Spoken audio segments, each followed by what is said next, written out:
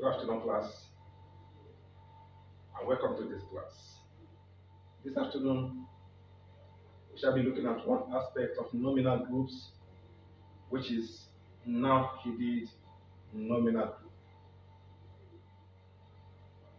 In our previous class, we were able to look at what nominal group is all about, and we defined a nominal group as a group of words which has the capability to perform the functions of nouns. And we submitted that some scholars were able to identify three types of nominal groups, which are noun-headed nominal group, pronoun-headed nominal group, and adjective-headed nominal group. But systemic functional grammarians came and collapsed these into two by subsuming pronoun-headed nominal group under noun-headed nominal group. They therefore identified two types of nominal groups, which are noun-headed nominal group and the adjective-headed nominal group. We also stated that these nominal groups have a peculiar structure they adopt whenever they surface within a clause. And the structure is MHQ. And we said M stands for the modifier or pre-modifier. These are the words preceding the head word. While H stands for the head word. This is the actual noun or adjective or pronoun being described. And Q stands for the qualifier. These are the elements coming after the head word which they are describing. Therefore, this afternoon, we shall be looking at one aspect of the nominal groups, which is noun-headed nominal group. When we are talking about noun-headed nominal groups, this is the nominal group that embodies noun as its head word. In our introduction to nominal groups, we registered MHQ as the structure of nominal groups, where M symbolizes the modifier or the pre-modifier, and H represents the head words, while Q embodies the qualifiers, which are the post-head word or the post-modifiers. Let's consider this. The oranges in the bag, the man you saw, such men, the house in London, special advisor to the president. All these expressions are nominal groups with nouns serving as their head words. Oranges, man, men, house, advisor are all nouns. Every other items preceding some of these nouns are modifiers, while the other items coming after the nouns are qualifiers. Are you with me? Alright. Now, let's look at these elements that can be found within a nominal group, one after the other. The first element is the modifier. Some scholars termed these pre-head words or pre-modifiers, and it is usually marked with small letter n when analyzing group in systemic functional grammar. These items usually precede the head word, which is the noun they are describing. That is, they usually come before the head word, which is the noun. These items include, number one, the determinants, such as the article D, A, and an, and other determinants like some, many, few, all, both, etc. Let's consider this. The girl, both men, many people, all students. In these expressions, girl, men, people, and students are nouns. Why these words coming before them are describing their respective nouns.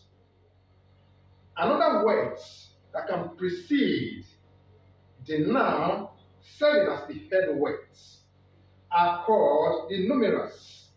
This includes the ordinals and the cardinals, such as 1, 2, 3, first, second, third, etc. Take for instance, two cars, first person. Cars and person in these expressions are nouns. While two and first coming before them are called numerals. describing the nouns. Another words that can precede the nouns serving as the head words are nouns. Take for instance, car key, traffic light, leather box, sport car. All these words, car, traffic, leather, sport, are serving as descriptive words, as modifiers to the main nouns, which are key, light, box, car, respectively. Also, nouns, after the fashion of titles, can also be found at the position of modifiers. For example, king, doctor, Mr., pastor, chief, sergeant, etc.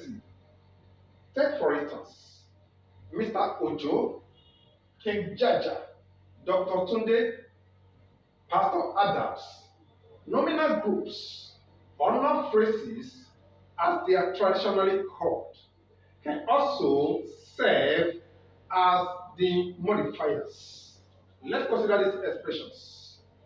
2-kilometer drives, all-night party, our next door neighbor. All these underlined expressions here are nominal groups on their own, serving as modifiers to another noun. If you look at these underlined words, 2 kilometers, 2 can serve as a modifier, 1 kilometer can serve as a head word. Now they are standing as a group on their own, modifying another noun, which is drive. Also, in all night on its own can stand as a nominal group, where all will be serving as the modifier and night will be serving as the head word. And also in our next door neighbor,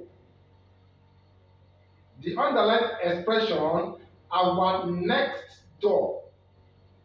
Door can serve as a noun there, and our next can serve as a modifier to the word door. They are now amalgamated to serve as a modifier to another noun, which is the head word within a nominal group. Are you getting me? Okay. Genitives can also occupy the position of the modifier. Genitives are nouns or pronouns used to show possessions. For example, my, our, Ulus, men's, etc. Let's look at them in these examples. Olu's house, men's wristwatch, my family, our country. All these underlined words are called genitives, serving as modifiers to these various nouns. Ing form of the verbs, such as incoming, outgoing, interesting, exciting, etc., can also occupy the position of the modifier. Take for instance, in these expressions, outgoing students, incoming presidents, qualifying applicants, interesting article, etc. All these underlined words are serving as modifiers to the nouns. So ed or en form of the verbs can also occupy the position of the modifier. Say for instance, in these expressions, broken heart, rejected people, diluted drink, etc. Another words that can occupy the position of the modifier are adjectives in the manner of adverbs, such as inside, away, above. For instance, away matches, inside story are both examples. All these underlined words coming before the nouns are adjectives in the manner of adverbs. Main adjectives can also stand in the position of modifiers. Take for instance, beautiful town, heavy loads, lucrative businesses, handsome boy. All these underlined words are adjectives describing the nouns, modifying the nouns. Also, compound adjectives can be found within the modifiers. These are the adjectives that are made up of many words. The words are usually connected with hyphens when used as adjectives. Sometimes question marks or italics can be used to mark out compound adjectives. Let's consider this. Lord of the Rings politicians, white collar job, English speaking country, 3-day revival, 20-story building, I don't care attitude, I can't make it mentality. All these underlined expressions are called compound adjectives describing the nouns. It is important to state here that compound adjectives act as a single word whenever they appear within a group. That is, they act as a single idea when they are modifying the nouns or pronouns. All the hyphenated words represent an entire word, a single word. So you don't need to start analyzing each word, making up a compound word. And just identify the whole words and label it as a single word. Are you following me? All right. How do I identify compound adjectives? Like I stated earlier, if the words are not hyphenated, they will be in italic or in quotation marks. Another way to identify them is by placing the conjunction and between the words. If it can sound correct, it can therefore not be hyphenated. That means it is not a compound adjective. But if it does not sound correct or meaningful, that means it can be hyphenated. That means it is a compound adjective. Let's consider this. She has a big red bag. We all know that big and red are adjectives. We can say she has a big and red bag. But let's look at this. This is a record-breaking performance. We cannot say this is a record and breaking performance. We all know this does not sound correct. Am I right? It is important to say here that we can have more than one word serving as modifiers within a nominal group. Take for instance, in this expression, the 2 new leather boxes on Tunde's 3 old school bags. You can see all these words are different from compound adjectives. They are not hyphenated. They are not compound adjectives.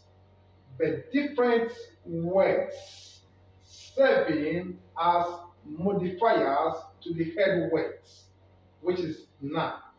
So all these words coming before the head words should be labeled separately as modifier, modifier, modifier, before the head words.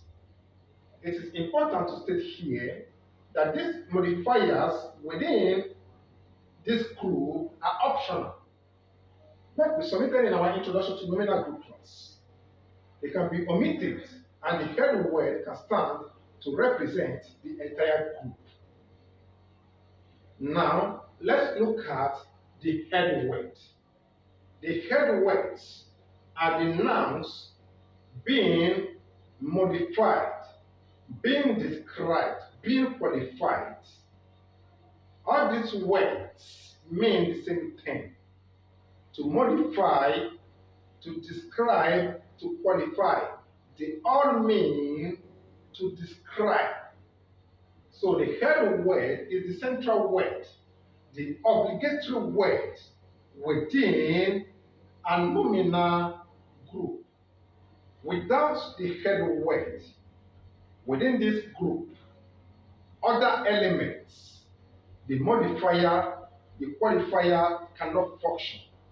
It is impossible to have an expression like the in the class, or this there, the here.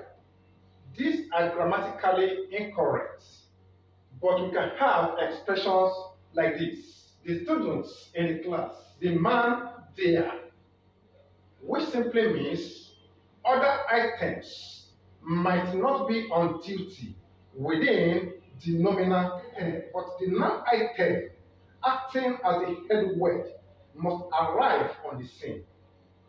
This literally means a single word noun can stand to represent noun-headed nominal group within a clause, which has been proven by some scholars and as maintained by them. A plural count noun or countable noun or mass noun or proper noun can on its own stand as a nominal group in the absence of modifiers and qualifiers. For instance, in these expressions, dogs bark, books are costly, water is good, Tunde fair. All these words are nouns representing an entire nominal group. If you look at the words dogs, books, they are plural countable nouns, while water and today are mass noun and a proper noun respectively. So all these underlined words are nouns representing an entire noun-headed nominal groups within these clauses. But sometimes they appear with modifiers and qualifiers. Say for instance, the ducks in the cage bark, the water there is good, King Jaja of Okobi. You cannot see their modifiers and qualifiers marked with M and Q respectively. However, no singular counting noun these scholars submitted can appear in a nominal group without an appropriate determiner. It is therefore a breach of grammatical etiquette to have expressions like this. Car, singular, moved. Phone is ringing without terminus coming before them. But the correct expressions should be the car moved, the phone, or a phone is ringing. So these are the correct expressions. Also, compound nouns and other hyphenated words usually employed in domesticated conversations can also serve as the head word within a noun-headed nominal group. Take for instance, my mother-in-law, all the passers-by, cell phones, ice cream. These hyphenated words, for instance, include Mr. No-Nonsense. No-Nonsense here is serving as the head word, the president-elect. President-elect here is serving as the head weight. Mr. Know-It-All. Know-It-All here is serving as the head weight. All these words coming before all these hyphenated expressions are serving as the premodifiers, while the hyphenated words are serving as the head words. All these hyphenated group of words that look like a phrase now represent a single word with a new idea. Should you stumble on this kind of hyphenated words, you don't need to start analyzing them one by one. They represent a single idea. I repeat, they represent a single word. Other items that can serve as the head word in a noun-headed nominal group are known as verbal nouns. The question now is, what are verbal nouns? These are nouns ending in ing, derived from verbs. For example, speaking, writing, coming. It is, for instance, in these expressions, the correct spelling of English: my coming to school, a happy beginning, his old writings. All these words underlined are called verbal nouns, while the words coming before them are modifiers, modifying the nouns. And the words coming after some of them are qualifiers, which simply means these verbal nouns can take both modifiers and qualifiers like the normal nouns. So it is important to submit here that these are not ing in non-final clauses called gerund phrases in traditional grammar. They are slightly different, and these are the differences. Ing non-finite clauses or gerund phrases are in acts, while ing verbal nouns are in states. Let's consider this. Singing among Indians is a treasured culture, and singing among Indians can make you a great singer. If we look at these two expressions, we will understand that the first one is a verbal noun serving as the head word with a qualifier, while the second one is a non-final clause with ing serving as the predicator within the non-final clause. This simply means ing non-final verbs starting a non-final clause still lay claims to the properties of the verbs within the clause. They can be transitive verbs, which can be followed by complements or objects, or non-transitive verbs. For instance, I hate losing my tempers. The word losing in this non-final clause is serving as the predicator, while my temper is serving as the complement within this non-final clause. Also, I love doing my work. Doing my work is a non-final clause. Doing is serving as the predicator, while my work is serving as the complement of the predicator. Going to school will improve your knowledge. Going to school is a non-final clause. Going there is serving as the predicator, while to school is serving as the adjunct within this non-final clause. Also take note of this. Ing verbal nouns can take plural forms and can be modified by determiners and other adjectives like the normal nouns. But ing non-finite verbs starting a non-finite clause cannot be pluralized and are hardly modified. Take for instance, the findings of the commission will be published today. Findings here, pluralized, is a verbal noun. The banning of some drugs will reduce the youth challenge. Banning here is a verbal noun with a modifier D and a qualifier of some drugs. This is a collection of paintings by American artists.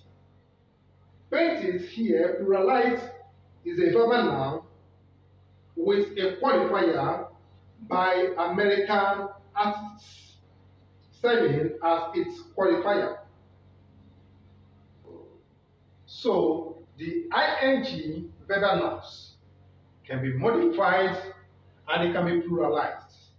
Now, how are these two ing forms are impossible to tell apart?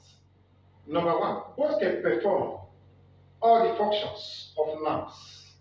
They can serve as the subject, the complement, and the completive of the preposition. For instance, the banning of some drugs will reduce youth challenge. The banning of some drugs, underlined, is a nominal group. Serving as the subject of the verb will reduce.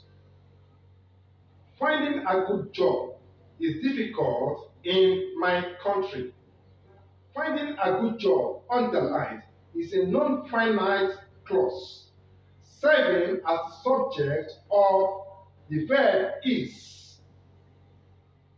As you can see, the first one, banning, has both modifiers and qualifiers, which simply means the first one, banning, is a verbal noun, while the second, ing, still maintains its verbal property by dumping an action on the complement, which is a good job. It is therefore a non-finite verb starting a non-finite clause. So both ing in the two expressions are serving as the subjects of the verbs will reduce and is respectively. Let's also consider this. This is a collection of paintings by American artists. You might get in trouble for feigning an illness.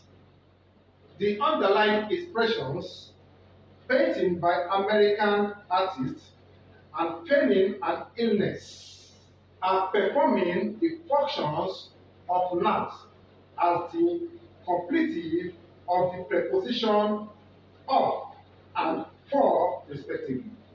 Now let's consider the items, the qualifiers in cycles. The qualifier.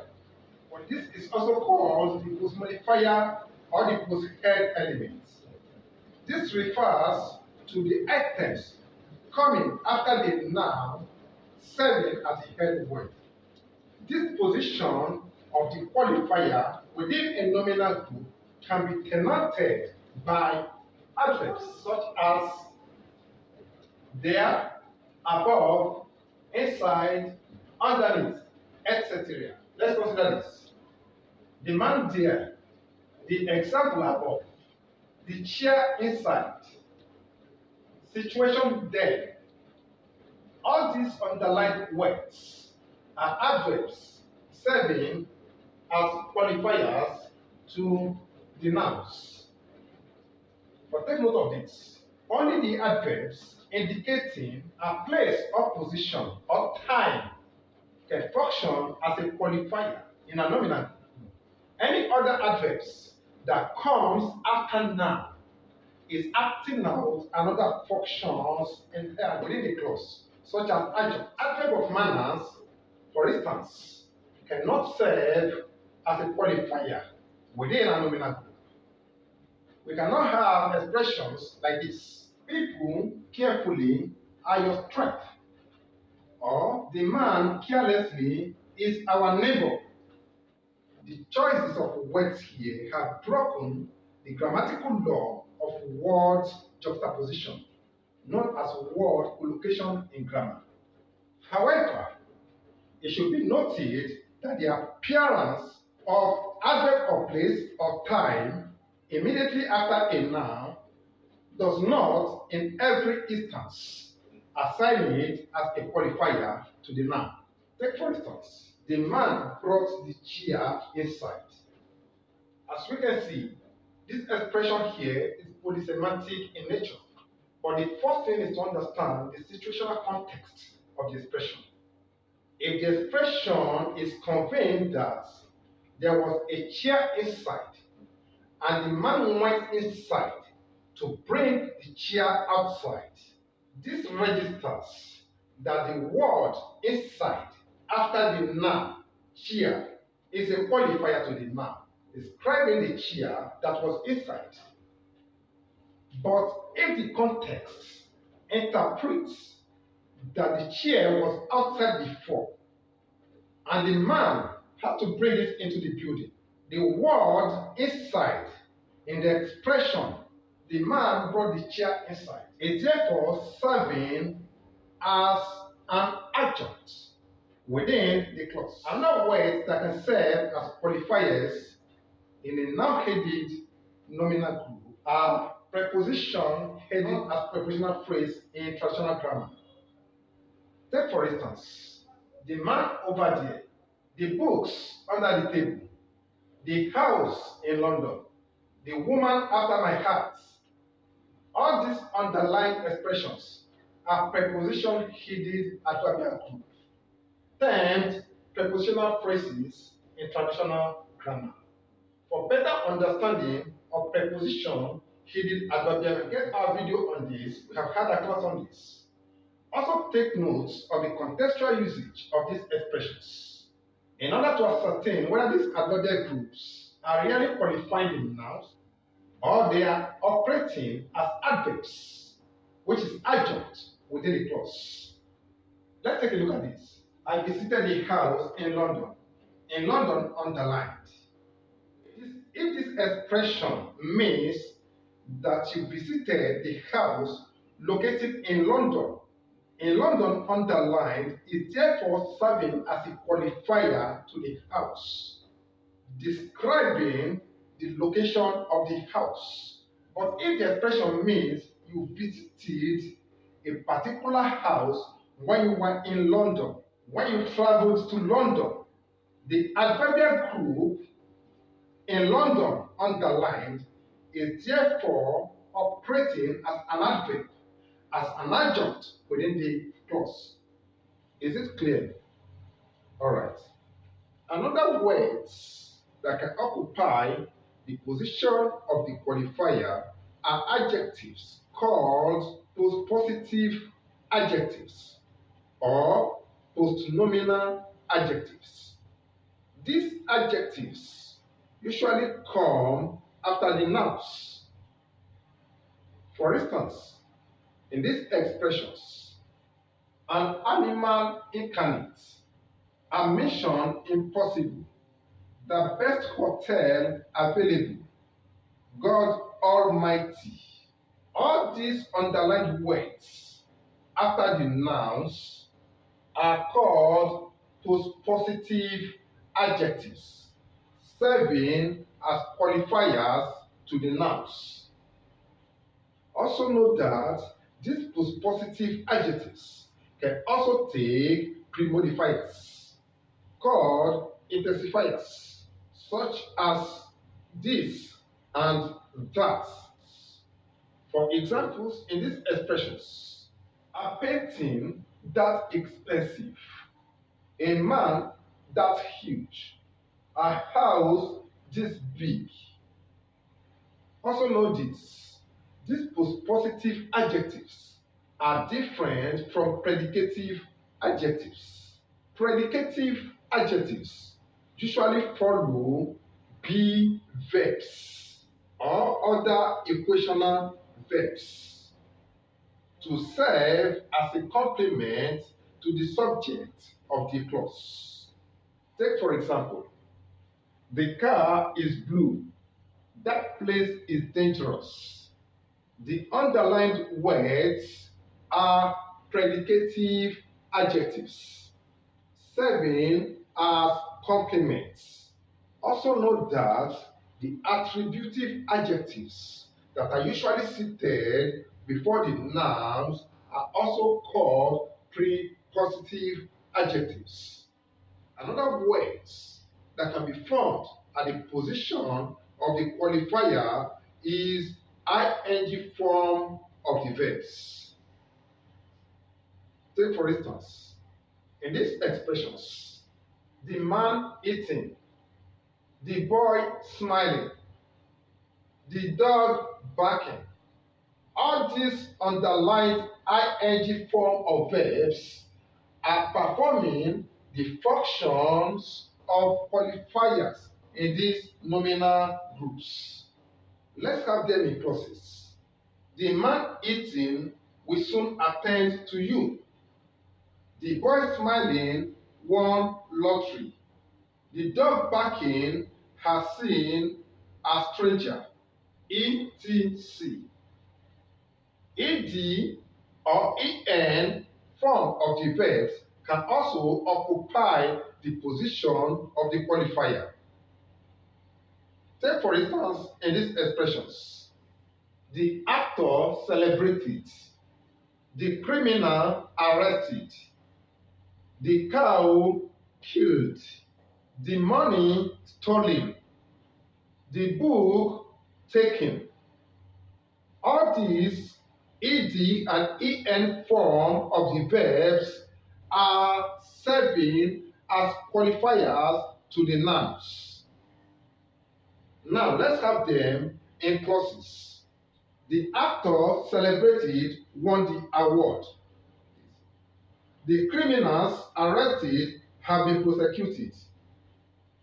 The cow killed was costly. The money stolen has been recovered. The books taken belongs to Smith. Finite relative clause can also occupy the position of the qualifiers. For instance, the man who came yesterday, the car which he bought, the time when she came. All the underlined expressions are finite relative clauses, or simply put, relative clauses. Let's have them in full sentences. The man who came yesterday delivered the message. The car which he bought has been confiscated. The time when she came was very late. Take note, in some expressions, the markers known as subordinators of these relative clauses can be omitted. Take for instance, in these expressions, the car that he bought becomes the car he bought. The reason why she came becomes the reason she came. The time when she wrote the book becomes the time she wrote the book. Non-finite relative clauses, or simply put, non-finite clauses, can also occupy the position of qualifiers. For instance, in these expressions, those boys standing there are my friends. The food served during the ceremony was delicious. The warrior to fight the monster is Beowulf. All these underlined expressions in these sentences are non-finite clauses, serving as qualifiers to the nouns. For better understanding of finite and non-finite clauses, you can get our videos on them where they have been extensively addressed. It should be noted here that all these clauses serving as qualifiers to the nouns are now part of the groups. They have lost their ranks to serve as qualifiers under nominal groups. You can also get our video on the notion of rank shifting in English for better understanding. Nominal groups can also serve as qualifiers. Take for instance, a man that height, a table this size, etc. The underlying expressions are nominal groups serving as qualifiers within another nominal group. Another items they can serve as qualifiers within a nominal group are called appositives. These are grammatical constructions in which two elements, usually noun phrases, are placed side by side, so one element identifies the other in a different way. For example, in these expressions, you students, the man himself, the term apposition, Alexander the Great. All these underlying expressions are called appositives, serving as qualifiers to the nouns. For instance, in the expression the man himself, that pronoun there is called intensive or emphatic pronoun, telling more about the man. So these are the items that can serve as qualifiers within a noun-headed nominal group. It is important to state here that these qualifiers are optional within the group. They can also be omitted from the group. Is it understood? Okay. Questions? And for those of us watching online, you can drop your questions in the comment section. And don't forget to subscribe to our YouTube channel and also follow us on Facebook, Instagram, and TikTok. Systemic Functional Grammar Class. Thanks for listening. See you in our next class. Have a nice day.